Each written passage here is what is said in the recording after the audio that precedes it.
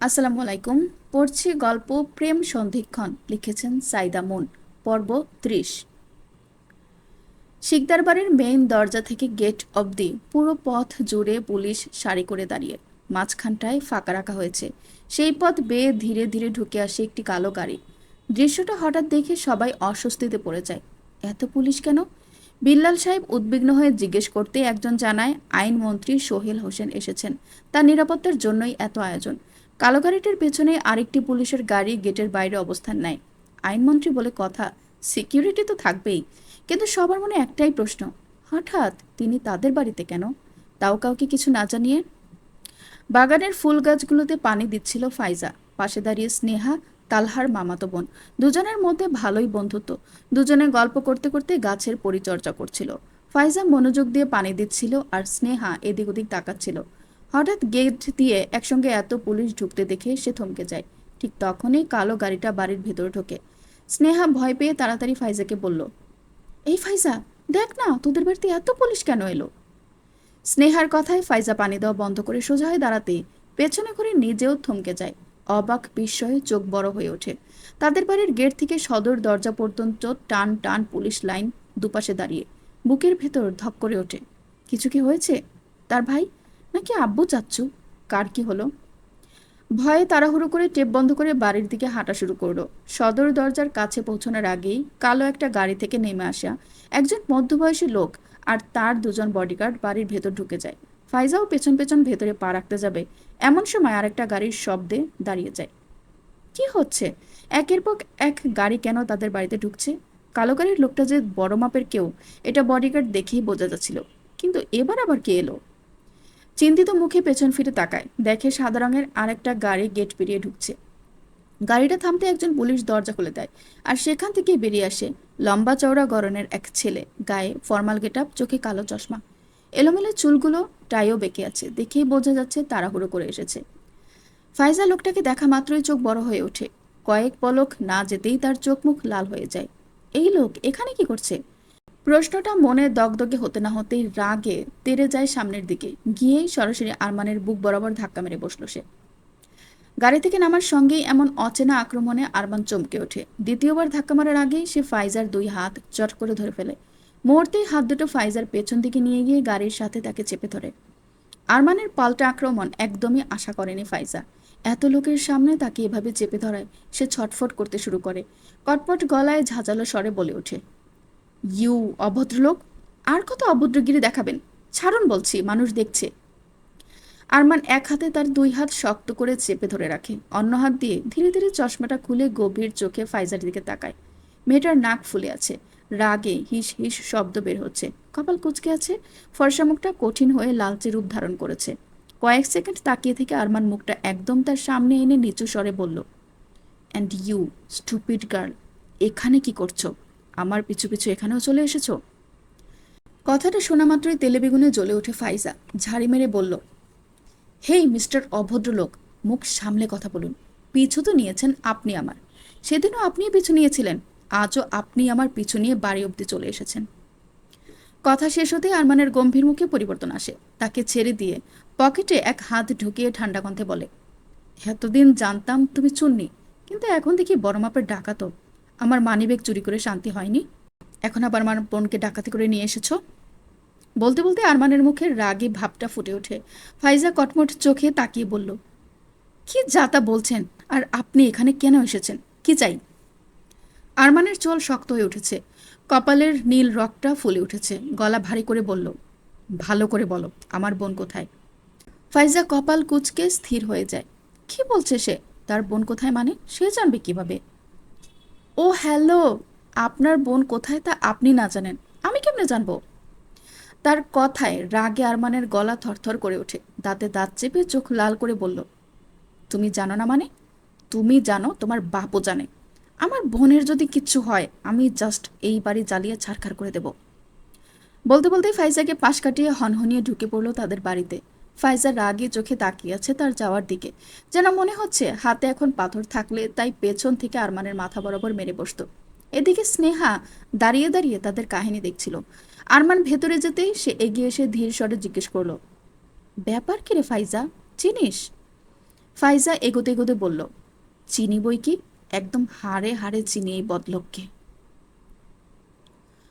শিকদার বাড়ির ড্রয়িং রুমে বসে আছে বড়রা। ছোটদের নিচে আসতে নিষেধ করেছেন, তাই সবাই উপরে ঘরে বসে আছে। মন যেন এক অনির্বচনীয় দোলাচল। চারপাশে পুলিশ দেখে কারো মনে শান্তি নেই। মেহরিন তো ভয়ে কেঁদেই ফেলেছিল। সে ভেবেছিল পুলিশ তালহাকে ধরতে এসেছে। তবে তাহিয়া তাকে আশ্বস্ত করেছে, সে জানে তার ভাই এমন কোনো কাজ করতে পারে না যার জন্য পুলিশ আসবে। সকলেই টুকটাক কথা বলছে, কিন্তু তনিমা এক কোণে গুটিয়ে বসে আছে। ডান হাতের নখ কামড়াচ্ছে দাঁত দিয়ে, চোখে ভীতির আভাস। মনে হচ্ছে তার মাথার ভেতরে একটি ঝড় চলছে, ঝড় যার নাম চিন্তা। কিরে, তুই কি নিয়ে চিন্তা করছিস? তাহিয়ার প্রশ্নে তনিমার ধ্যান ভেঙে যায়। সে হড়বড় করে উত্তর দেয়, কই না তো, কিসের চিন্তা? আমি বিন্দাস, কোনো চিন্তা নাই। মেহরিন তনিমার মুখের অভিব্যক্তি ভালো করে পরখ করে বলল, কিন্তু তোর ফেসিয়াল রিয়াকশন দেখে তো লাগছে তুই অনেক চিন্তিত। তনিমা বুক ফুলিয়ে হাত পা ছড়িয়ে বসে বলল, দূর, আমার আবার কি এর চিন্তা, উল্টো চিন্তারা আমাকে নিয়ে চিন্তা করে। কথার মাঝেই হঠাৎ নিচ থেকে তুমুল চিল্লাচিল্লি। সকলেই ভয়ে হালকা কেঁপে উঠল। কৌতূহলী মন নিয়ে আর বসে থাকতে পারল না। দ্রুত রিম থেকে বের হয়ে দোতলার করিডোরে এসে দাঁড়ালো। সোহেল হোসেন রাগে ফেটে পড়া গলায় চেঁচাচ্ছেন, আমার মেয়েকে এক্ষুনি বের করো, নয়তো খুব খারাপ হয়ে যাবে বলছি। বিল্লাল সাহেব তাড়াহুড়ো করে এগিয়ে এসে তাকে শান্ত করার চেষ্টা করেন। দুহাত থামিয়ে সোফায় বসান।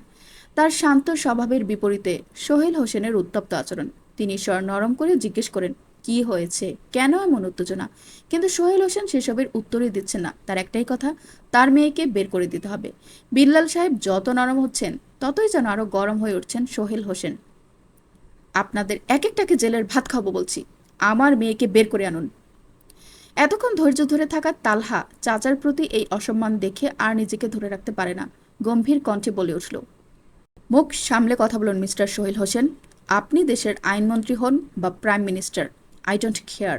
আমার চাচ্চ আপনাকে সম্মান দিয়ে কথা বলছে, তাই আপনিও সম্মান দিয়ে কথা বলবেন। তালহার রাগে থরথর করা কণ্ঠ ঘরে প্রতিধ্বনিত হতেই বিল্লাল সাহেব তাকে শান্ত করতে কিছু বলতে চাচ্ছিলেন। ঠিক তখনই দরজার দিক থেকে ভেসে এলো আরেকটি কণ্ঠ, তুই গলা নামিয়ে কথা বল, কার সামনে কিভাবে কথা বলছিস? তোর সাহস দেখে তো আমি অবাক, ছোরের মায়ের বড় গলা।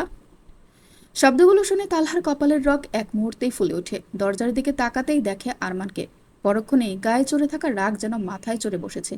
আরমান সামনে এগোতেই তালহাও দুকদম এগিয়ে যায়, একদম মুখোমুখি দাঁড়িয়ে। দুজনের বুক প্রায় ছুঁই ছুঁই। তালহা কাট গলায় বলল, তুই গলা নামিয়ে কথা বল, তোরা তো সাহস আসে কোথা থেকে? আমার বাড়িতে দাঁড়িয়ে আমার সঙ্গে ঘেউ ঘেউ করছিস। আরমানের চোখে তখন ক্রোধ। এক পা এগিয়ে দাঁত কিরমিরিয়ে বলল, তুই ঘেউ ঘেউ কমই কর, আমার বোনকে ফিরিয়ে দে, নয়তো তোর বোনকে। বাকিটুকু বলার আগেই তালহা প্রচণ্ড শক্তিতে তাকে ধাক্কা দিয়ে বসলো। আরমান দুপা পিছিয়ে গিয়ে পড়তে নিয়েও নিজেকে সামলে নেয়। তালহার চোখে তখন লাল শিখা। ইউ ব্লাডি বিচ, তোর মুখে আমার বোনের নাম নিলে তোর জিব্বা টেনে ছেড়ে ফেলবো। কথার সঙ্গে সঙ্গে আরমান আবারও এগিয়ে আসে, দাউ দাউ করে জ্বলতে থাকা ক্রোধে তালহাকে পাল্টা ধাক্কা মারে। আমার বোন কোথায়? আমার বোনকে এনে দে বলছি। তালহা দু কদম পিছিয়ে গেলেও রাগে ফের তেড়ে আসে এবং শুরু হয় দুজনের মধ্যে তুমুল হাতাহাতি। ড্রয়িং রুম যেন এক মুহূর্তে যুদ্ধক্ষেত্রে পরিণত হয়েছে। তালহা চেঁচাচ্ছে, তোর বোন কোথায় আমি জানি না। আরমান সামান্য বলছে, তোদের বাড়িতেই লুকিয়েছিস আমার বোনকে। ঘরের ভেতর উপস্থিত সবাই আতঙ্কিত। তিতলি বেগম মুখে আঁচল চেপে কেঁদে ওঠেন। ভয়ে মেহেরিন, তাহিয়া আর রাফাদেরও চোখ মুখ ভিজে উঠেছে। আর তনিমা মুহূর্তেই নিচের দিকে দৌড় লাগায়। তালহার চাচারা সোহেল হোসেন সহ আরও দুইজন পুলিশ কনস্টেবল এগিয়ে গিয়ে তাদের ছাড়ানোর চেষ্টায়। তবে দুজন শক্তপোক্ত তরুণকে ছাড়ানো সহজ হচ্ছে না। হাতাহাতির এক পর্যায়ে কেউ হঠাৎ কান্না মিশ্রিত কাপা কণ্ঠে বলে উঠল, ভাইয়া। পর্ব 31। হঠাৎ কান্না মিশ্রিত কাপা কণ্ঠে ভাইয়া ডাক শুনতেই দুজনেই থেমে যায়। আরমান ততক্ষণে তাকিয়ে দেখতে পায় তনিমাকে, আর এক মুহূর্তও দাঁড়িয়ে না থেকে এক ছুটি গিয়ে বোনকে আঁকড়ে ধরে বুকে টেনে নেয়। তুই কোথায় গিয়েছিলি তনু? ঠিক আছিস তো জান আমার? জানিস ভাইয়া কতটা টেনশনে ছিলাম, ভাইয়ার কথা একবারও ভাবলি না? বলতেই তনিমার দুগাল হাতের মুঠোয় নিয়ে কপালে চুমু খায় আরমান। বোনকে আঁকড়ে ধরে বারবার শ্বাস নিচ্ছে সে। চোখের পানি চকচক করছে। বোঝাই যাচ্ছিল বোনকে হারিয়ে সে কতটা ভেঙে পড়েছিল। তনিমাও কাঁদছে, কিন্তু কিছুই বলতে পারছে না। সোহেল হোসেন চুপচাপ দাঁড়িয়ে ছেলে মেয়ের দিকে তাকিয়ে আছে। শিকদার বাড়ির সবাই অবাক, কেউই পরিস্থিতি বুঝতে পারছে না। তনিমার কেউ নেই তা জানে তারা, তবে এরা কারা? তবে কি মেয়েটা মিথ্যা বলেছে? বিল্লাল সাহেব এগিয়ে এসে গম্ভীর কণ্ঠে জিজ্ঞেস করলেন, তনিমা, এরা কি তোমার বাবা ভাই? তনিমা ভাইকে ছেড়ে চোখ মুছে মাথা নিচু করে দাঁড়ালো, ভয়ে ভয়ে মাথা নেড়ে বলল, জি। কথাটুকু শুনতেই সবাই রেগে যায়। মেয়েটা এভাবে তাদের ঠকালো? তালহা গরম গলায় চেঁচিয়ে ওঠে, তো মিথ্যা বললে কেন আমাদের? তোমার একটা মিথ্যায় কত বড় গন্ডগোল হয়েছে সে খেয়াল আছে কি? তোমার কারণে আমাদের বাড়ি বই অপমানিত হতে হচ্ছে। তনিমা ভয়ে আরও মিইয়ে যায়। আরমান তার সামনে এসে দাঁড়িয়ে রাগী কণ্ঠে বলল, এই, সাবধানে কথা বল, এভাবে চেঁচাচ্ছিস কেন? তালহা চেঁচিয়ে ওঠে, তোর বোন কি কাণ্ড করেছে তাকেই জিগা। আরমান বোনের দিকে তাকায়, চোখে প্রশ্ন, কিন্তু তনিমা মাথা নিচু করে আছে। সোহেল হোসেন এগিয়ে এসে জিজ্ঞেস করলেন, কি হয়েছে, কিছু বলছো না কেন? তনিমা কাঁপা কণ্ঠে বলল, ওদের কোনো দোষ নেই, আমি নিজেই ওদের সাথে এসেছি। আরমান পাশ থেকে জিজ্ঞেস করলো, মানে? তানিয়া বেগম এগিয়ে এসে বললেন, আমি বলছি কিভাবে আপনার মেয়ে আমাদের মিথ্যা বলে এত বড় ঝামেলায় ফেলেছে। তারপর পরশুদিন থেকে আজ পর্যন্ত ঘটনার পুরো বিবরণ শোনালেন। শেষে বললেন, মানলাম আপনার মেয়ে আমাদের অনেক বড় উপকার করেছে, তার জন্য আমরা চিরকৃতজ্ঞ থাকব। তাই বলে এভাবে এমন করে মিথ্যা বলবে, আমাদের বিশ্বাসের সুযোগ নেবে? সোহেল হোসেন রেগে মেয়ের দিকে এগিয়ে গিয়ে একটা ঝাপটা মেরে তার হাত ধরে বললেন, কি এসব, কি শুনছি আমি তনিমা? এসব কি সত্যি? তনিমা মাথা নাড়তেই মুহূর্তের মধ্যে সোহেল হোসেনের হাত উঠে আসে। ঠাস করে এক থাপ্পড় লাগে তনিমার গালে। থাপ্পড়ের শব্দে করিডোরটা থমকে যায়। তনিমা চমকে উঠে দুহাত দিয়ে গাল চেপে ধরে, পরের সেকেন্ডেই কেঁদে উঠে জোরে জোরে। আরমান দ্রুত এগিয়ে এসে বোনকে টেনে আড়াল করে নেয় বাবার সামনে থেকে। সোহেল হোসেন কণ্ঠ রাগে কাঁপছে, বেশি আদর করি বলে যা ইচ্ছা তাই করবে? হোস্টেল থেকে পালিয়ে এত বড় ঘটনা ঘটিয়ে বসে আছো, একবারও ভাবলে না যদি কোনো খারাপ লোকের হাতে পড়তে? যদি এই পরিবার আজ তোমাকে না পেত, কি হতো তোমার? একবারও ভেবেছ? তুমি হোস্টেল থেকে কেন পালালে? আমি কি এই শিক্ষা দিয়েছিলাম? তার একের পর এক হুঙ্কারে সবাই চুপ, সবার দৃষ্টি তনিমার দিকে। এতক্ষণ চুপ থাকা তনিমা এবার আরমানের হাত ছাড়িয়ে বাবার সামনে এগিয়ে আসে। তার দৃষ্টি ভেজা, তীব্র অভিমান মেশা। নিজের অন্য গালটা পেতে ধরে তীব্র কণ্ঠে বলল, মারবে আমায়? মারো, আরও মারো, এই যে গাল পেতে রেখেছি, মারো না। তার কথায় সোহেল হোসেন থমকে গেল। রাগ আর অপরাধ বোধের মাঝখানে কেমন আটকে যায় তার চোখ। উপরে দাঁড়িয়ে থাকা মেহরিন, তাহিয়ারা ভীষণ অস্বস্তিতে পড়ে যায় মেয়েটার এই ভাঙা অবস্থায়। খারাপ লাগে তার জন্য। দ্রুত তারা নেমে আসে। ফাইজা, ঋতুরাও এগিয়ে আসে। সবাই নিঃশব্দে তাকিয়ে আছে তাদের দিকে। কিছুক্ষণ চুপ থেকে সোহেল হোসেন গভীর শ্বাস ফেলে বললেন, দোষ করে আবার উল্টো গলা বাজাচ্ছ। তোমার মায়ের কি অবস্থা হয়েছে জানো? আমি সারা রাত টেনশনে ঘুমাইনি। তোমার ভাই কাল থেকে পাগলের মতো অলি গলি ছুটে বেড়াচ্ছে। তার কথার মাঝখানেই তনিমার রাগে আঘাতে তাকে থামিয়ে চিৎকার করে ওঠে, হ্যাঁ, দোষ করেছি, আবার চেঁচাচ্ছিও। তোমরা খালি আমার ভুল দেখো, কিন্তু কেন করেছি সেটা দেখছো না। টেনশন করো ঠিকই, কিন্তু আমাকে ভালোবাসো না। তোমরা সবাই ভীষণ স্বার্থপর, আমার দিক কেউ দেখে না, কেউ না।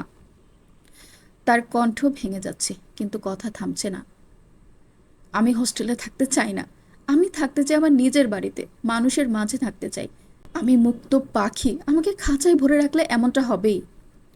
আরমান বোনের হাত ধরে টেনে কাছে নিল, গলায় উদ্বেগ, কিন্তু চোখে তার স্পষ্ট দুশ্চিন্তা। কি বলছিস Tanu? We love you so much. এইভাবে বলছিস কেন? কিন্তু তনিমা কেমন যেন ছটফট করতে করতে আরমানের হাতটা ঝাড়ি মেরে সরিয়ে দিল। চোখের কোণে জমে ওঠা জল আর চেপে রাখা অভিমান মিলেমিশে মুখটাকে আরো শক্ত, আরো ক্ষতবিক্ষত বানিয়ে তুলেছে। সে কেঁপে ওঠা গলায় বলল, না না না, তোমরা আমাকে ভালোবাসো না। ভালোবাসলে অন্তত আমাকে ছাড়া দিনের পর দিন থাকতে পারতে না, আমাকে তোমাদের থেকে দূরে রাখতে পারতে না। আমাকে তোমরা মোটেও ভালোবাসো না। একটুও সময় দাও না আমাকে, একটুও বুঝো না। সবাই খালি নিজেদেরটা দেখো, কেউ আমারটা দেখো না। ঘরের সবাই থম মেরে দাঁড়িয়ে থাকে। তার কথায় সকলে অসহায় চোখে চেয়ে আছে মেয়েটার দিকে। সোহেল হোসেনের গলা নরম হয়ে আসে, চোখ মুখে আতঙ্ক। তিনি যেন বিশ্বাসই করতে পারছেন না এটা তার মেয়ে বলছে। মেয়েটার মনে এত অভিমান জমে আছে। মা, এভাবে বলে না। আমরা তোমার ভালোর জন্যই তো হোস্টেলে দিয়েছি। এর মানে এই না যে আমরা তোমাকে ভালোবাসি না। কলেজে হোস্টেলে থাকলে মনোযোগ সহ পড়াশোনা করতে পারবে, তাই তো। তার বাক্যটা শেষ হওয়ার আগেই তনিমা তার কথা কেড়ে নিল। আরো তীব্র, আরো ক্ষুব্ধ কণ্ঠে বলল, কচুর ভালোর জন্য। বলো, তোমাদের স্বার্থের জন্য। তোমাদের ভালো রেজাল্ট লাগবে, তাই জন্য এমন ব্যবস্থা করেছো। আমার ভালোর জন্য না। তোমরা আমার ভালোই চাও না, না আমাকে চাও। এই যে দেখছো এই পরিবারকে। সে হাত তুলে তালহারদের দিকে দেখায়। চোখে তার তখন শুধু তুলনা নয়, ছিল দীর্ঘদিনের জমে থাকা যন্ত্রণা। ওরাও আমাদের মতোই যৌথ পরিবারের লোক। ওদের বাড়ির ছেলেরাও ব্যস্ত থাকে, বড় বড় বিজনেসম্যান, সারা দিন কাজকামে থাকে। তবুও দিন শেষে পরিবারকে সময় দেয়। ওই যে দেখছো তাহিয়া। সে এবার সরাসরি তাহিয়ার দিকে দেখিয়ে আবার আরমানের সামনে গিয়ে দাঁড়ালো। আরমান যেন কিছু বলার আগেই তনিমা তার আঘাতগুলো উজাড় করে দিতে লাগলো। ও হলো তাহিয়া, আর এই যে তালহা ভাইয়া, সে তাহিয়ার ভাই। তাহিয়াকে ভালোবাসতে একটুও কমতে রাখে না। সারাদিন পর এসে বোনকে, পরিবারকে সময় দেন উনি। তাহিয়ার কিছুর আবদার করার হলে ডিরেক্ট গিয়ে তার ভাইয়ের কাছে বলে। পড়াশোনাতেও তাহিয়া অনেক ভালো, বাসায় থেকেই তার ভাই সারাদিন কাজ সেরে দিন শেষে এসে বোনকে পড়ায় নিজেই। কারণ অন্য টিচারদের উপর ওনার ভরসা নেই। আরও কত কি গল্প শুনেছে তাহিয়ার থেকে, তার আর তার ভাইয়ের। তাহিয়া তার ভাইকে নিয়ে প্রাউড ফিল করে। তাহিয়ার তো তার ভাইকে নিয়ে গল্প শেষই হচ্ছিল না। আর আমি আমি তোমাকে নিয়ে বলতে গেলে কয় লাইন বলতে পারবো। শুধু তুমি আমাকে ভালোবাসো আর আমি তোমার বোন। এই 2 লাইন ছাড়া আর কিছু বলার আছে? শেষ কথাটা বলার সাথে সাথে তনিমার গলা ভেঙে আসে। সে যেন নিজের দম আটকে আসা কষ্টটাকে সামলে নিতে একটু থামে। তারপর আরও গভীর কণ্ঠে বলল, না কোনোদিন তুমি আমাকে সময় দিয়েছো। সে ছোট থেকেই দেখে এসেছি। যখন কলেজ ভার্সিটি ছিলে তখন বাসায় থাকলে পড়ার বাহানায় একাই রুম বন্ধ করে বসে থাকতে। আমি বলতাম ভাইয়া একটু খেলো আমার সাথে, তোমার সময় হতো না। বড় হওয়ার পর তুমি হলে বিজনেসম্যান, সঙ্গে আরও মহা বিজি হয়ে উঠলে। আমি তোমার কাছে কিছু চাইতে গেলেও বলো হরি কাকাকে বল, এনে দেবে। আর নয়তো হাতে টাকা ধরিয়ে দিতে। কখন আমার পড়ার সময় এসে খোঁজ নিলে না, পড়ছে কিনা। তবে রেজাল্টের সময় ঠিকই খোঁজ নিতে। তুমি, আব্বু দুজনেই।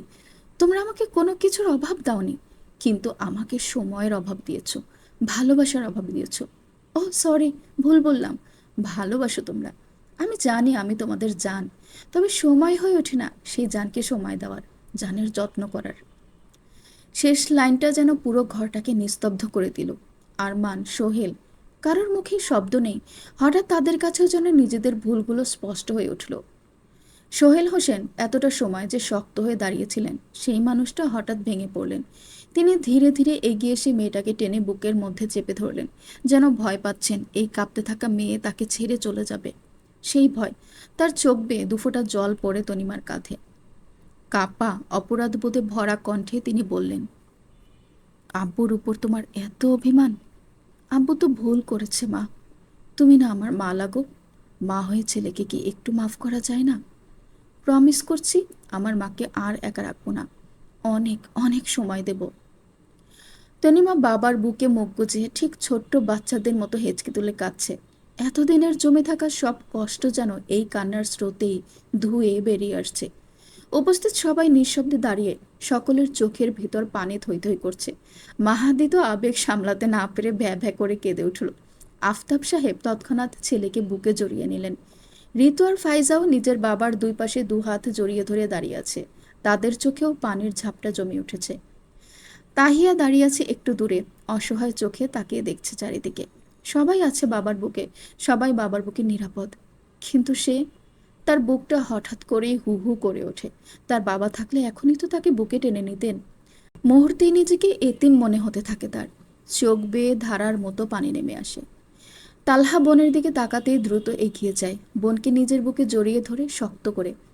এতক্ষণ শক্ত থাকার চেষ্টা করা তাহিয়া ঠিক তখনই হেঁচকি তুলে কাঁদতে শুরু করে ভাইয়ের বুকে। তালহা দাঁত চেপে আছে। তার ভেতরে যে একই রকম ব্যথা, একই রকম শূন্যতা। তবুও সে ভেঙে পড়তে পারছে না। তাকে শক্ত থাকতে হবে, বোনের জন্য হলেও। মেহরিন একটু দূরে দাঁড়িয়ে সব দেখছে। সেও দাঁতে দাঁত চেপে রাখতে হচ্ছে। সবার মাঝে নিজেকে হঠাৎই সবচেয়ে বেশি একা, সবচেয়ে বেশি অসহায় মনে হতে লাগে তার। না আছে মা, না আছে বাবা, না আছে এমন কেউ যার বুকে মুখ গুজে সে কাঁদতে পারবে। ভেতরটা শূন্যতায় ভরে ওঠে যেন। এখানে দাঁড়ালেও যেন কষ্টসাধ্য হয়ে উঠেছে তার। ধীরে ধীরে পেছাতে পেছাতে সিঁড়ি ধরে উপরে উঠে যায় সে। সে কারো নজরে পড়তে চায় না, তাই চুপচাপ ছাদে গা ঢাকা দেয়। সেখানে গিয়ে অবশেষে তার ভিতরের ভাঙা চূড়া অনুভূতিগুলো বেরিয়ে আসে। নিচে উপস্থিত সবাই তখনও নীরব। পরিবেশটা এতটাই ভারী যে কেউই ঠিকভাবে কথা বলতে পারছিল না। কিছুক্ষণ পর সোহেল হোসেন মেয়েকে বুকে জড়িয়ে রেখেই ধীরে ধীরে এগিয়ে এলেন বিল্লাল সাহেবের সামনে। দুহাত জোর করে অপরাধী কণ্ঠে বললেন, ভাইজান, মাফ করবেন আপনার সাথে অমন খারাপ ব্যবহার করার জন্য। আসলে নিজের মধ্যে ছিলাম না, বিবেক কাজ করছিল না মেয়েকে না পেয়ে। আপনারও তো সন্তান আছে, আপনি নিশ্চয়ই বুঝবেন সন্তান হারানোর ভয় কেমন।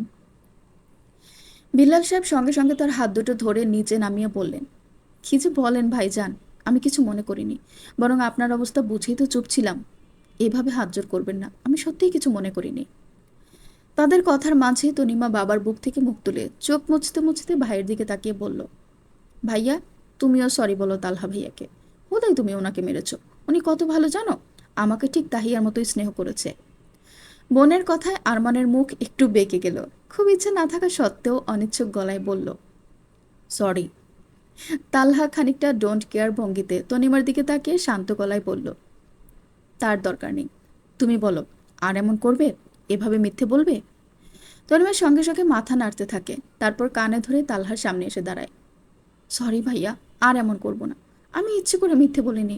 যদি সত্যি বলতাম তাহলে তোমরা আমার পরিচয় জানতে চাইতে, বাসায় দিয়ে আসতে, আর আব্বুরা আমাকে আবার হোস্টেলে পাঠাতো। আমি আর ওই হোস্টেলের বন্দি জীবনে ফিরে যেতে চাই না। তালহা এবার তনিমার মাথায় হাত রেখে নরম কণ্ঠে বলল, তাই বলে এত বড় রিস্ক নেবে? ভালো লাগছে না সেটা তুমি তোমার আব্বুকে, ভাইয়াকে, আর নয়তো পরিবারের কারো না কারো কাছে বলতে। কাল যদি আমাদের হাতে না পড়ে অন্য কারো হাতে পড়ে যেতে, তারা যদি তোমার সাথে খারাপ কিছু করতো, তখন কি আর তোমার পরিবারের কাছে যেতে পারতে? তুমি কি তাদের ছাড়া থাকতে পারতে আজীবন? তনিমা কান্না কান্না কণ্ঠে মাথা ঝাঁকিয়ে বলল, একদমই না। তাহলে? তনিমা নিচু গলায় বলল, আর এমন করব না। তারপর দুই পরিবারের মাঝে ভুল বোঝাবুঝি ভেঙে কিছুক্ষণের মধ্যে সুন্দর সম্পর্ক গড়ে ওঠে, শুধু তালহা আর আরমান ব্যতীত। তনিমারা চলে যেতে উদ্যত হলেই সবাই অনুরোধ করে অন্তত খেয়ে যেতে, কিন্তু সোহেল হোসেনের জরুরি কাজ থাকায় তারা আর থাকতে পারেনি। বিদায় নেওয়ার সময় তিনি হাসিমুখে বলে গেলেন, একবার সময় নিয়ে অবশ্যই আবার আসব। সবার মুখে তখন হালকা হাসি। তনিমারা গাড়িতে উঠতেই তালহা শেষবারের মতো তনিমাকে সাবধান করে দেয়, এমন বাচ্চামো যেন আর না করে।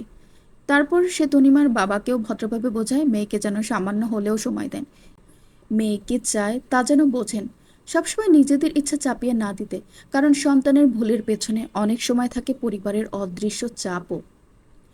তনিমা বিদায় নেওয়ার আগে আরেকটা আবদার করে বসে, সে নাকি তাহিয়াদের কলেজেই পড়বে।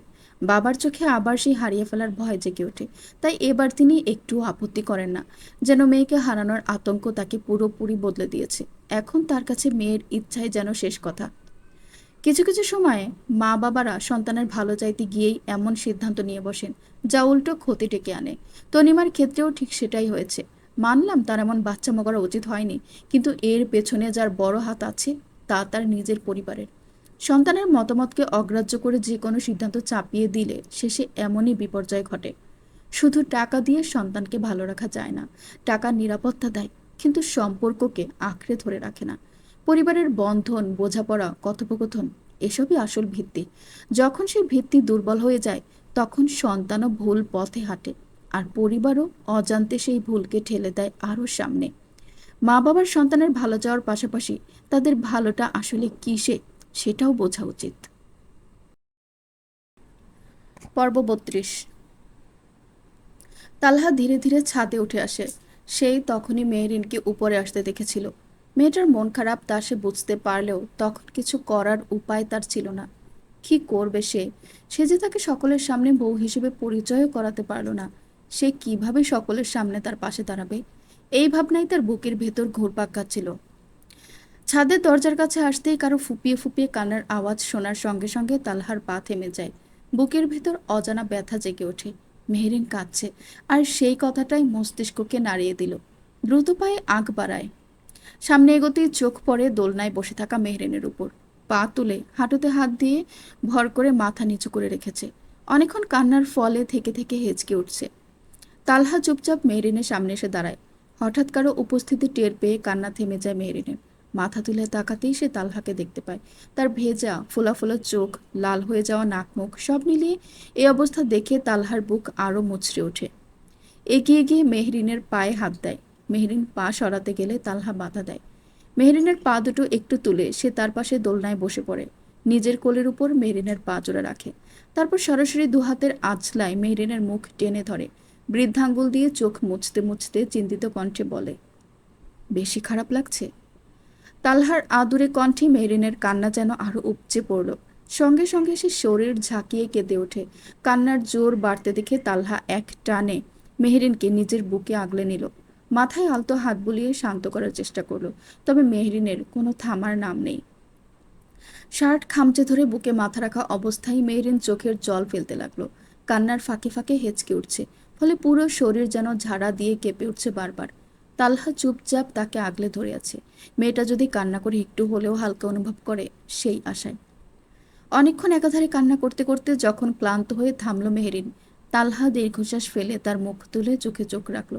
নরম সুরে জিজ্ঞেস করল, কান্না থেমেছে বউ? শেষের বউ শব্দটা শুনে মেহরিন চোখ বড় বড় করে অবাক দৃষ্টিতে তাকিয়ে রইল। কান্না এক মুহূর্তেই থেমে গেল, যেন হঠাৎ বড়সড় শক খেয়েছে। তালহা হালকা হেসে মেহরিনের চোখের পানি মুছে গাল টিপে বলল, এভাবে তাকাবেন না, আমার কিছু মিছু করতে ইচ্ছে করে। মেহরিন অবাক হয়ে মুখ ফুটে জিজ্ঞেস করল, কি? তালহা দুষ্ট হেসে মেহরিনের নাক টিপে বলল, বড়দের বেয়াদবি করতে ইচ্ছে করছে। মেহরিন পিটপিটে চোখে চেয়ে বড়দের বেয়াদবির মানে ঠিক বুঝে উঠতে না পেরে জিজ্ঞেস করল, এর মানে? তালহা সোজা হয়ে বসে হাত দিয়ে চুল ঠিক করতে করতে ঘাড় কাত করে তাকিয়ে বলল, এর মানে বোঝার জন্য আগে আপনাকে বড় হতে হবে। কেন? এখন বোঝানো যাবে না কেন? কারণ এটা প্র্যাকটিক্যালি বোঝাতে হয়, আর এজন্য আপনাকে বড় হতে হবে। মেহরিন কিছুই বুঝল না, শুধু ফ্যালফ্যাল চোখে তালহার দিকে তাকিয়ে রইল। তার বোকা চাহনিতে মনে মনে হেসে উঠল তালহা, বিড়বিড়িয়ে বলল, আমার অবুঝ বউ। তারপর তালহা প্রসঙ্গ পাল্টে জিজ্ঞেস করল, এখন ঠিক লাগছে? মেহরিন মাথা নেড়ে হ্যাঁ বোঝালো। তালহা মেহরিনের ডান হাত নিজের হাতের মুঠোয় নিয়ে নরম হাতটা আলতো করে চেপে ধরল। হাতের সঙ্গে খেলতে লাগে সে। তা দেখে মুচকি হাসি ফুটল মেহরিনের মুখে। তালহা তার কাজ চালিয়ে যাওয়ার মধ্যেই মেহরিনের চোখে চোখ রাখল। মনের মধ্যে কি চলছে? মেহরিন নজর রেখেই কণ্ঠস্থ করল, আপাতত আপনি। তালহা শব্দ করে হেসে উঠল। মেহরিনও মনোযোগ দিয়ে সেই হাসি দেখছে। তালহা আবারও জিজ্ঞেস করল, তার আগে কি চলছিল? মেহরিন তপ্ত শ্বাস ফেলে বলল, তেমন কিছু না। তালহা এবার গভীর চোখে চেয়ে আছে মেহরিনের চোখের দিকে। মেয়েটির চোখই যেন তার মনের কথা বলছে। সে ঠিক নেই, ভেতরে কিছু গোলমাল হচ্ছেই। হাতটা ছেড়ে মেহরিনের পেছন দিয়ে নিজের এক হাত দিয়ে তার এক বাহু জড়িয়ে নিজের সাথে মিশিয়ে নিল। চাইলে শেয়ার করতে পারো, শেয়ার করলে মনটা হালকা হবে। মেহরিন মাথাটা তালহার বাহুতে রেখে কয়েকটা গভীর শ্বাস নিল। তারপর ধীরে বলল, একটু খারাপ লাগছিল, হঠাৎ আব্বু আম্মুকে মিস করছিলাম। যদিও জন্মের পর থেকে বাবা মা মায়া কি জিনিস বুঝিনি, তাদের আদর পাইনি। তবে তখন নিজের অজান্তে একটু বেশি ইমোশনাল হয়ে পড়েছিলাম। চারিদিকে কেমন যেন ফাঁকা লাগছিল। আমার কাছে কেউ নেই এমন অনুভূতি হচ্ছিল। মেহরিনের প্রতিটি শব্দ মনোযোগ দিয়ে শুনছে তালহা। শুনতে শুনতে নিজের ভেতরে ভীষণ অপরাধ বোধে ডুবে যাচ্ছে সে। মেয়েটার প্রয়োজনে তাকে পাশে পায় না, তালহা চাইলেও থাকতে পারে না। সবকিছু কেমন এলোমেলো হয়ে গেছে। বাড়ির সবার কাছে বেস্ট ছেলে, বেস্ট ভাইয়ের খেতাব মেনটেন করতে গিয়ে স্বামী হিসেবে সে যেন ব্যর্থ হয়ে যাচ্ছে। কিন্তু করবেই বা কি? সে তার ক্যারেক্টার এমনভাবে সকলের সামনে প্রেজেন্ট করেছে যে হঠাৎ করে এত বড় সত্য কারো সামনে আনা অসম্ভব হয়ে গেছে। একটা ভয় প্রতিনিয়ত তাকে তাড়া করে বেড়ায়, যদি মা সত্যিটা জেনে কষ্ট পান, যদি ছোট বোনটার ওপর খারাপ প্রভাব করে। আর তার চেয়েও ভয়ঙ্কর চিন্তা, মেহরিনের প্রতি সবার যে সম্মান, যে স্নেহ, যে ভালোবাসা, তা যদি এক লহমায় ফিকে হয়ে যায়। মেয়েটা তো জন্ম থেকেই অনাদর অপমানের জীবনে বড় হয়েছে। তার জীবনে আবার কষ্ট বাড়ানোর মানুষ সে হতে চায় না। সে তো চায় সব দিক সামলে নিতে, কিন্তু সামলাতে গিয়ে যেন আরও বিশৃঙ্খলা তৈরি করছে প্রতিনিয়ত। হঠাৎ তালহা উঠে দাঁড়ালো। তারপর মেহরিনের সামনে হাঁটু গেড়ে বসলো। তার দুহাত আলতো করে ধরে মেহরিনের দিকে চাইলো। হঠাৎ নিজের পায়ের কাছে তালহাকে বসতে দেখে মেহরিন হকচকিয়ে গেলেও তালহার করুণ চোখ দুটো দেখে তার বুক কেঁপে উঠল। কি হয়েছে আপনার? আপনাকে ঠিক লাগছে না? তালহা চোখ বন্ধ করে নিজেকে সামলে নিল। তারপর ভারী কণ্ঠে বলতে লাগলো, আমার উপর তোমার পূর্ণ অধিকার থাকার পরেও যখন তুমি সেই অধিকার খাটাতে পারো না, প্রয়োজনে আমাকে পাশে পাও না, শূন্য হাতে ফিরে যেতে হয় তোমাকে, তখন না আমার নিজের উপর ভীষণ ঘৃণা হয়। তালহার অসহায় দৃষ্টি দেখে মেরিন মাথা দুদিকে নেড়ে উঠল। এভাবে বলবেন না, আমি তো বুঝি আপনার অবস্থা। তালহা দীর্ঘশ্বাস ফেলে মেহরিনের হাত দুটো এক করে নিজের ঠোঁটের কাছে এনে হালকা ছুঁয়ে বলল, তুমি বউ হয়ে তোমার সেরাটাই দিচ্ছ, চেষ্টা করছো আমাকে বুঝতে, কিন্তু আমি আমি স্বামী হয়ে তোমায় কি দিতে পেরেছি?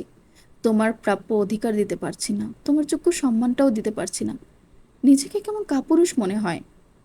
শেষ কথাটুকু বলতেই মেহরিন দ্রুত নিজের এক হাত ছাড়িয়ে তালহার মুখ চেপে ধরল। আর এমন ধরনের কথা বলবেন না। আপনি আমার চোখে সুপুরুষ, পরিস্থিতি আমাদের হাতের বাইরে, তাই হয়তো সামনে আর একটু বেগ পোহাতে হবে। তবে চিন্তা করবেন না, আমি ধৈর্য ধরে আছি আপনার পাশে। একদিন না একদিন তা প্রকাশ্যে বলতে পারবো, আমি মিসেস তালহা শিকদার। তালহা মেহরিনের মায়া ভরা মুখে আলতো হাত বুলিয়ে দিল। মেহরিনও তার হাতের উপর হাত রেখে চুপচাপ তাকিয়ে রইল। হঠাৎ তালহা দৃঢ় কণ্ঠে বলে উঠল, আমি তোমাকে প্রমিস করছি মেহরিন, আমি তোমাকে সসম্মানে সকলের সামনে মিসেস তালহা শিকদার হিসেবে নিয়ে আসব। তবে এর জন্য আমাকে একটু সময় দিতে হবে। পরিস্থিতির সামলে আমি তোমাকে আগলে নিব বউ। আর কিছুদিন শুধু একটু কষ্ট সহ্য করো। চিরকালের জন্য আমার বুকে তোমাকে নিয়ে আসবো আমি। বিন্দু মাত্র একা অনুভব করতে দিব না তোমাকে। মেরিনের চোখ মুখ চকচকে করে ওঠে আনন্দে। তালহার এই কথাগুলো বলাতেই যেন সে ভীষণ সুখ সুখ অনুভূতি অনুভব করছে। আর যখন সে পুরোপুরি তালহার হয়ে যাবে তখন কেমন সুখ পাবে। ভাবতির মুখের হাসি আরও গাঢ় হয় মেরিনের। সে তালহার হাতের দিকে চোখ রাখে, তারপর ফের তালহার দিকে। এই মানুষটাই তো তার মানুষ, তার কাছে সবচেয়ে বিশ্বস্ত মানুষ। এই তালহার সঙ্গ থাকলে সে যে কোনো বাধা, যে কোনো কষ্ট সহজেই সহ্য করে নিতে পারবে। চোখ মুখের হাসি নিয়ে মেহরিন বলল, আপনি পাশে থাকলে সব সহ্য করতে পারবো। পুরোপুরি আপনার নাম নিজের নামে জুড়তে হলে যদি অপেক্ষা করতে হয় তবে তাই করব। দুজনের মুখে প্রাপ্তির হাসি, চোখে চোখে বুনছে অদৃশ্য কথা। নিজেদের দুনিয়ায় তারা ডুবে আছে। এমন মুহূর্তে কারো গলা পেয়ে দুজনেই হকচকি ওঠে। মুহূর্তেই সব প্রশান্তি ছিন্ন ভিন্ন। তালহা দ্রুত সোজা হয়ে দাঁড়িয়ে যায়। পেছন দিকে চেয়ে কে এসেছে তা খতিয়ে দেখার চেষ্টা করে। মেহরিনের হৃদয় হঠাৎ ধকধক করে উঠল। এভাবে ধরা পড়ল? মেয়েটি আবারও বলে উঠল, তালহা ভাই, তোমরা এখানে কি করছিলে? পর্ব ৩৩। তাহিয়া, তুই এখানে? তালহার কণ্ঠে বিস্ময়, চোখে মুখে হালকা ভয়ের ছাপ আর অস্থিরতা। তাহিয়া দুই হাত গুজে গুরুগম্ভীর মুখে দুজনের সামনে এসে দাঁড়ায়। তালহা থতমত খেয়ে দাঁড়িয়ে। মেহরিনও দ্রুত উঠে দাঁড়ায়। দুজনের অবস্থা ঠিক যেন চুরি করতে যেয়ে ধরা পড়েছে। তাহিয়ার চোখ মুখ শক্ত হয়ে যায়। ফের প্রশ্ন করে ওঠে, আগে তোমরা বলো, তোমরা এখানে কি করছো? তালহা আমতা আমতা করে কথা ঘোরাতে চেষ্টা করে, আমি তো এমনি এসেছিলাম, তুই এখানে কি করছিস? তাহি আবার কোমরে হাত দিয়ে কপাল কুঁচকে প্রশ্নবিদ্ধ চোখে ভাইয়ের দিকে তাকায়। আমি তো এসেছিলাম বলতে, তোমাকে সবাই ডাকছে, তবে এসে যে এত বড় সত্য উন্মোচন হবে জানলে তো এমনিই আসতাম। তালহা একবার মেহরিনের দিকে তাকায়।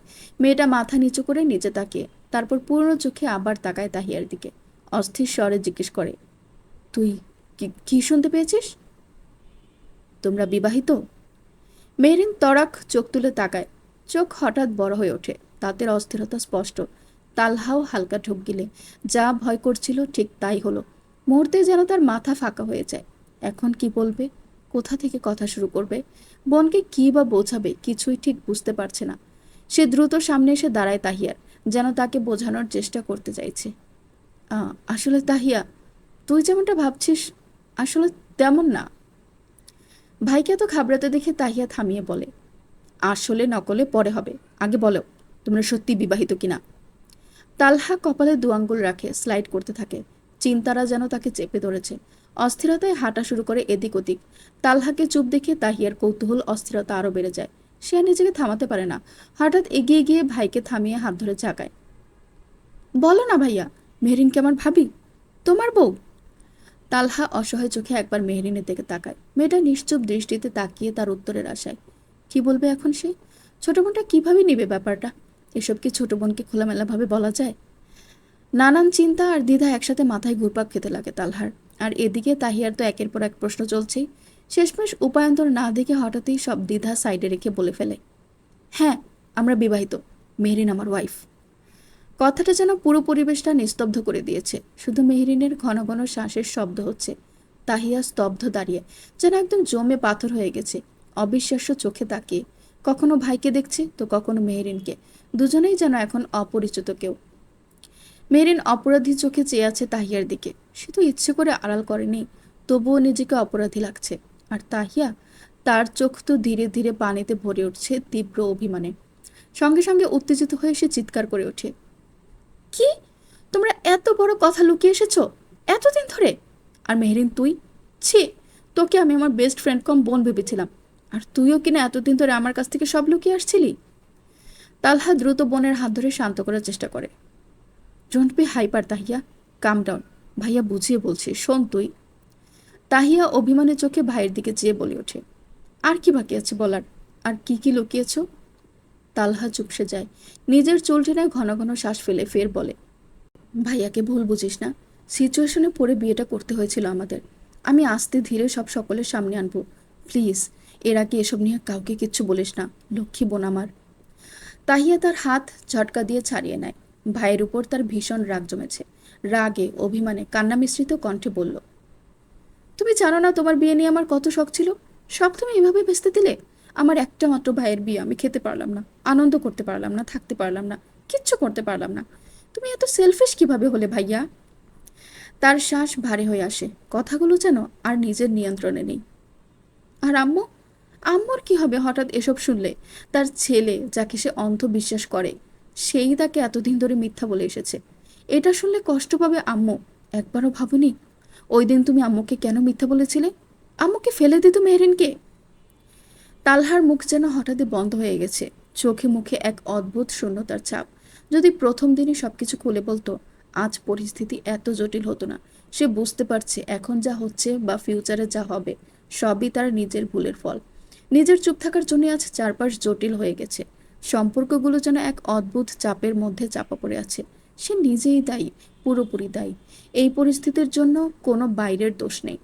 স্বর এবার নিচু করে প্রশ্নাত্মক চোখে চেয়ে থাকা তাহিয়ার দিকে চেয়ে বলল, আমি মিথ্যা কিছু বলিনি ওই দিন। যা বলেছি সব সত্যই ছিল। শুধু মাঝে আমাদের বিয়েটা স্কিপ করেছে।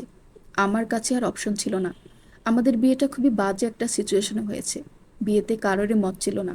এর ফিউচার আদৌ হবে কি না সেটারও গ্যারান্টি ছিল না। ভেবেছিলাম এসব জানাজানি হলে মেয়েটার ফিউচারে এফেক্ট পড়বে। তাহিয়া ভাইকে থামিয়ে জেদি কণ্ঠে বলে ওঠে, আমি এই বিয়ে মানি না। আর না, এই মিথ্যুক মেহরিনকে আমি ভাবে মানি। ও একটা প্রতারক, আমার বিশ্বাস ভেঙেছে। ওকে আমি কিছু হিসেবে মানি না। কথাটা যেন ছুরির মতো মেহরিনের গায়ে বিঁধল। মুহূর্তের মধ্যে যার চোখ মুখ আরও নিস্তেজ হয়ে আসে। ভেতরের শক্তি যেন ধীরে ধীরে ম্লান হয়ে যাচ্ছে। কি এক অদ্ভুত শূন্যতা অনুভব করছে সে। যাকে জীবনের সুখ দুঃখের সঙ্গী হিসেবে পেয়েছিল, তাকেও কি হারাতে হবে? তার জীবন কি মানুষ হারানো ছাড়া আর গতি নেই? তালহা দ্রুত এগিয়ে আসে এবং ছাদের দরজা টেনে বন্ধ করে দেয়, যেন কোনো শব্দ বাইরে না যায়। ফিরে এসে দাঁড়ায় তাহিয়ার সামনে, অনুনয়ের স্বরে বলল, প্লিজ তাহিয়া, তুই আমার লক্ষ্মী আপু না, এভাবে চিল্লাস না। সকলে জানাজানি হলে বিষয়টা ব্যাডলি প্রেজেন্ট হবে। মেহরিনের এতে কোনো দেশ নেই। হুদাই তার ওপর আর রাগ করে থাকিস না। তাহিয়ার ভেতরটা যেন হঠাৎ করে ভীষণ মন খারাপ, রাগ, অভিমানে ভরে উঠেছে। বুঝতে শেখার পর থেকেই ভাইয়ের বিয়েকে ঘিরে সে কত স্বপ্নই না বুনেছে। লেহেঙ্গা ঠিক করা, গানের লিস্ট বানানো, হুলস্থুল আয়োজন। আর এখন হঠাৎ করে শুনতে পাচ্ছে তার ভাই নাকি বিয়েও করে ফেলেছে, অথচ তারা কেউ জানেই না। তার চেয়েও বেশি কষ্ট পেয়েছে মেয়েটা মেহরিনের জন্য, যে মেয়েটাকে সে অল্পতেই নিজের আপন করে নিয়েছিল, যাকে সে বোনের মতো আগলে রেখেছে, যার সঙ্গে নিজের সবচেয়ে গোপন কথা পর্যন্ত শেয়ার করেছে, যাকে সে বিশ্বাস করত। সেই মানুষটাই কিনা এত বড় বিষয়টা ওর কাছে লুকিয়ে রেখেছে। এই ভাবনাগুলো মাথায় ঘুরতে ঘুরতেই তাহিয়ার বুকটা আরো ভারী হয়ে ওঠে। গলায় হঠাৎ একটা দলা তৈরি হয়, চোখে পানি এসে জমতে থাকে। আমাদের আশেপাশে এমন কিছু মানুষ থাকে যারা খুব দ্রুতই অন্যকে আপন করে নেয় এবং বিনিময়ে অপরপক্ষ থেকেও এটা আশা করে বসে যে তারাও একইভাবে আপন করে নেবে, একইভাবে যত্ন নিবে, একই গুরুত্ব দিবে। আর পরবর্তীতে প্রত্যাশিত মানুষটা থেকে সেম গুরুত্ব না পেলে তারা তাড়াতাড়ি আহতও হয়ে যায়। এসব নরম মনের মানুষদের জন্য দুনিয়াটা বড্ড আলাদা। তাহিয়াও অমনই একজন। সে মেহরিনকে নিজের সবচেয়ে বিশ্বস্ত সঙ্গী ভেবেছিল। ভেবেছিল তাদের মাঝে কোনো সিক্রেট নেই। আর সেই কিনা এত বড় একটা কথা আড়াল করেছে। বিষয়টা তার ছোট্ট মনটাকে বড়সড় ধাক্কা দিয়েছে। তাহিয়া নিজেকে সামলে ভাইয়ের হাতে হাত রেখে থামিয়ে বলল, ভাইয়া, তুমি কি জানো, এই মেহরিনকে আমি নিজের বোনের মতো ভালোবাসি। আর তুমি আমার জান। আমি সবসময় চাই তোমরা দুজনেই সুখে থাকো, কিন্তু তাই বলে দিনের পর দিন এভাবে মিথ্যা বলবে? তালহা শান্ত কণ্ঠে বলল, তুই ভুল বুঝছিস ভাইয়াকে। তুমি কি পাগল ভাইয়া? আমি ভুল বুঝবো? এত বড় খবর শুনে আমি ভুল বুঝবো তোমাকে? আমি তো অনেক খুশি ভাইয়া, আমার ভাইয়ার লাইফে একটা ভালো রাখার মতো একজন মানুষ চলে এসেছে। তবে হ্যাঁ, একটু খারাপ লাগছে। বলেই মেহরিনের দিকে তাকালো হতাশ চোখে। আমার বেস্ট ফ্রেন্ড, যাকে আমি বোন ভাবতাম, সে এত বড় কথা লুকিয়েছে আমার থেকে। আমিও তো ওর কত সিক্রেট জানি। কই, আজ অব্দি কাউকেই তো সেসব বলিনি। তাহলে এই সিক্রেটটা কেন জানায়নি? আমি তো বিশ্বাসের মর্যাদা রেখেছি, তবে ও কেন বিশ্বাস করলো না? বলতে বলতে তাহিয়ার গলা ভেঙে আসে, চোখে পানি চলে আসে। তালহা বুঝতে পারে বোনটা কষ্ট পেয়েছে। বোনকে আগলে নিল, সে শান্ত করার চেষ্টা করলো। একবার মেহরিনের দিকে চোখ যেতেই দেখে তার চোখেও পানি, হয়তো অনুতপ্ত। চোখের ইশারায় কাছে ডাকতেই মেহরিন এগিয়ে আসে। তালহা এক হাতে মেহরিনের হাত শক্ত করে ধরে সান্ত্বনা দেয়, সব ঠিক হয়ে যাবে। অন্য হাতে বোনের মাথায় হাত বুলিয়ে নরম সুরে বলল, মেহরিনের এতে কোনো দোষ নেই। ভাইয়া যে তাকে বলতে নিষেধ করেছিলাম। ভাইয়ের আদুরে কণ্ঠে তাহিয়া আরও কেঁদে ওঠে, কান্না ভেজা কণ্ঠে অভিযোগ করতে লাগলো, কেন না করেছিলে? আমি কি খুব খারাপ বোন যে সবাইকে বলে দিব? হুম, একদম না। আমার বোন তো দুনিয়ার সব থেকে বেস্ট বোন। তাহলে বললে না কেন আমাকে?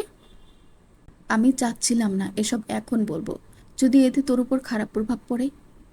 তালহা থেমে তপ্ত শ্বাস ফেলে ফের বলল, তোর উপর যদি খারাপ প্রভাব পড়ে, আমি নিজেকে মাফ করতে পারবো না।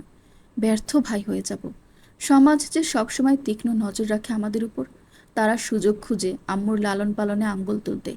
এসব জানাজানি হলে আম্মু, আব্বু, তুই, এমনকি আমাদের পুরো পরিবারের সকলের দিকে আঙ্গুল তুলবে এই সমাজ। আমি চাই না কেউ আমার বোনের চরিত্রে, বউয়ের চরিত্রে আঙ্গুল তুলুক। আমি চাই না আমাদের আম্মুর দিকে কেউ আঙ্গুল তুলুক, মরা বাপকে নিয়ে কেউ খোঁটা দিক। তাহিয়া ফুপিয়ে কেঁদে ওঠে, ভাইয়ের বুক থেকে মাথা তুলে করুণ চোখে চেয়ে বলল, ভাইয়া, আমি আর সেই ছোট্ট তাহিয়া নই যে ভালো মন্দ বুঝবো না।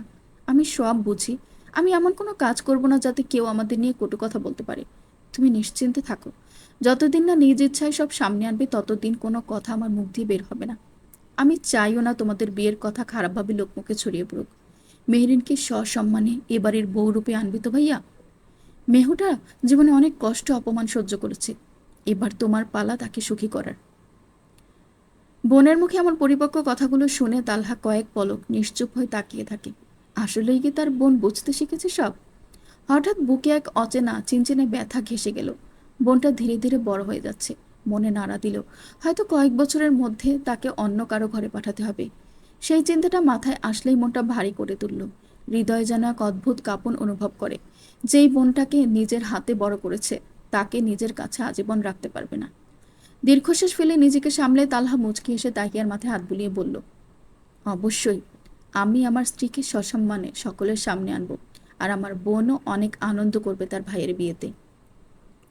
ভাইয়ের কথা এতক্ষণে তাহিয়ার মুখে হালকা খুশির ঝলক দেখা মিলে। সেটা কবে ভাইয়া? তালহা ফুস করে শ্বাস ছেড়ে মেহরিনের দিকে চোখ রেখে বলল, সময় হোক। তাহিয়াও মেহরিনের দিকে চেয়ে নরম সুরে বলল, সময় যখনই হোক, মেহরিনের চরিত্রে যেন কোনো দাগ না লাগে ভাইয়া। তালহা বোনের মাথায় হাত বুলিয়ে হালকা মাথা নেড়ে নিচে নামার উদ্দেশ্যে হাঁটা ধরল। তাদের দুজনকে নিজেদের মধ্যে সব মীমাংসা করার সুযোগ দিয়ে সময় চলে গেল। মেহরিন অসহায় চোখে তাকিয়ে আছে তাহিয়ার দিকে। বুঝতে পারছে মেয়েটা অভিমান করছে। কিভাবে তাকে মানাবে ভাবতে ভাবতে দুপা এগিয়ে আসে। মেহরিন হাত বাড়িয়ে তাহিয়ার হাত ধরতে গেলে তাহিয়া হাত সরিয়ে নিল। মেহরিন অনুতপ্ত সুরে বলল, আসলে আমি সত্যিই তোর উপর থেকে ইচ্ছে করে এসব লুকাইনি। তাহিয়ার সাথে সাথে এক হাত তুলে তাকে থামিয়ে রাগে সুরে বলল, হয়েছে, কারো থেকে এক্সট্রা কৈফিয়তের দরকার নেই। এখন সবাই মেডিকেলে যাওয়ার জন্য বের হবে। যেতে চাইলে কেউ নিচে নেমে তৈরি হতে পারে। বলেই ধাপধাপ পা ফেলে তাহিয়া নিচে নামলো। মেহরিন হতাশার শ্বাস ছাড়ল। মেয়েটা অভিমান করে বসেছে, কিভাবে সামলাবে ভাবতে ভাবতে সেও পেছনে পেছনে নামছে। তুই যাবি না ঋতু? ঋতু বিরক্তিতে করে মাথা নাড়িয়ে বলল, না, এত মানুষের ভিড়ে আমার একদম ভালো লাগে না। তুই তো জানিসই ফারহা, আমার একসাথে বেশি লোক ভালো লাগে না। ফারহা চোখ পিটপিট করে তাকিয়ে বলল, তার মানে আমাদের উপস্থিতিতেও তুই বিরক্ত? ঋতু ধপ করে উঠে দাঁড়ায়। কান থেকে ইয়ারফোনটা সরিয়ে ফারার দিকে এগিয়ে গিয়ে তার মাথায় একটা গাঁট্টা মেরে জড়িয়ে ধরে। হুম, তোদের সাথে তো আমার একটা কমফোর্ট জোন তৈরি হয়ে গেছে গাধি, তাই তোদের সাথে ভালোই লাগে। ফারা মুচকি হাসে। সেও দুহাতে জড়িয়ে ধরে তাকে। মেয়েটা যাদের সাথে সে মিশে তাদের কাছে ভীষণ সফট প্রকৃতির। ফারা তাকে ছেড়ে দিয়ে ঋতু ড্রেসিং টেবিলের সামনে যায় চুল আঁচড়াতে। হঠাৎ টেবিলের উপর একটি ছেলের ছবি দেখে কপাল কুঁচকে তা হাতে নেয়।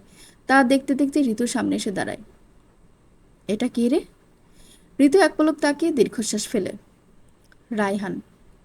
ফারা ঝট করে তাকিয়ে বলে, তুই না ওর সাথে ব্রেকআপ করে ফেলেছিস? তবে ওর ছবি তোর কাছে কি করছে?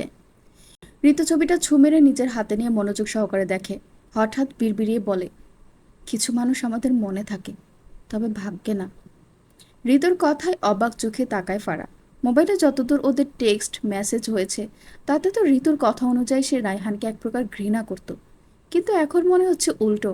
অবাক কণ্ঠে জিজ্ঞেস করে, রায়হানকে এখনো তুই ভালোবাসিস? ঋতু চুপসে যায়, তবে চোখ মুখে কাঠিন্য এখনো স্পষ্ট। ফারা উত্তর না পেয়ে নীরবতাকে সম্মতি ভেবে এগিয়ে এসে ঋতুর সামনে বসে। তাহলে তুই বিয়েতে মত দিয়েছিস কেন?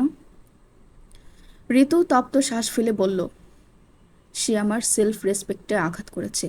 অ্যান্ড ইউ নো, আমার কাছে আবেগের চেয়ে সেলফ রেসপেক্ট বড়, তাই ছেড়ে দিয়েছি। ফারা চুপচাপ তার কথা শুনে শান্ত গলায় বলল, ভালোবাসায় ইগো দেখালে চলে না ঋতু, স্যাক্রিফাইস করলেই পূর্ণতা মিলে। ঋতু চোখমুখ কুঁচকে বলে ওঠে, এটা আমার ইগো না ব্রো, আমার সেলফ রেসপেক্ট এতটাই হাই যে কেউ আমাকে ইগনোর করলে তার দিকে ফিরে তাকানোর ইচ্ছাও আমার মরে যায়, হোক সে আমার কলিজার টুকরা। আর সে আমাকে ইগনোর করেছে, এখন দেখবে ঋতু কি জিনিস। ফারা হতাশ হয়ে তাকায়। একদিন তুই বুঝবি ঋতু, তোর এসব কাজের জন্য একদিন ভীষণ পস্তাবি। সময় থাকতে আমার কথা কানে নে। আমি তোর খারাপ চাই না ইয়ার, তোর ভালোই চাই। উফ ইয়ার, বন্ধ কর, আবার শুরু করলি। ফারা হতাশ হয়ে ধীরে ধীরে উঠে দাঁড়ায়। এতদিন ধরে চেষ্টা করেও সে পারেনি ঋতুকে বোঝাতে। তার চিন্তাধারা, আচার আচরণ সবই ভুল জায়গায় গড়াচ্ছে। বারবার বোঝানোর চেষ্টা করেও আজও ঋতুকে বোঝাতে পারেনি যে এই আচরণগুলো একদিন তাকে গভীর আফসোসে জর্জরিত করবে। মেয়েটা অদ্ভুত জটিল। সে কেবল তাদের সঙ্গে ভালো ব্যবহার করে যাদের সাথে সে কমফোর্ট ফিল করে, যাদের উপস্থিতি তাকে আত্মবিশ্বাসী বা সুবিধাজনক মনে হয়। বাকিরা তাদের যেন মানুষই মনে করে না। অবহেলা, রূঢ়তা আর এক ধরনের শ্রেষ্ঠত্ব বোধ সব মিলিয়ে তার আচরণ এমন যে মনে হয় সম্পর্ক তার কাছে কিছু নয়, নিজেকে বড় প্রমাণ করাটাই যেন বেশি জরুরি। এটা কি শুধু ইগো নাকি অহংকারও? একে একে সকলেই বেরিয়ে পড়েছে। এক গাড়ি ইতিমধ্যে চলে গেছে, আরেকটি গাড়ি দাঁড়িয়ে আছে। তাতে তালহার মামি, মা আর চাচি উঠে বসেছে। মেহেরিনা তাহিয়ার অপেক্ষায় বসে আছে সকলেই। তারা এলেই সবাই রওনা দিবে। মেয়ে দুটো আসছে না কেন? একটু দেখো তো আব্বু। মায়ের কথায় তালহা মোবাইল পকেটে রেখে হাতঘড়িটা ঠিক করতে করতে বাড়ির দিকে এগোয়। দরজার সামনে আসতেই চোখে পড়ে মেহরিনকে। হালকা পিঙ্ক কালারের গাউন পরেছে, সঙ্গে হিজাব। তাকে দেখতেই হালকা মুচকি হেসে এগিয়ে যায়। জুতো পরছে মেয়েটা। আশেপাশে একবার তাকায়, কেউ নেই। তাহিয়া হয়তো উপরে। সেই সুযোগে এগিয়ে গিয়ে এক হাঁটু গেড়ে বসে পড়ে।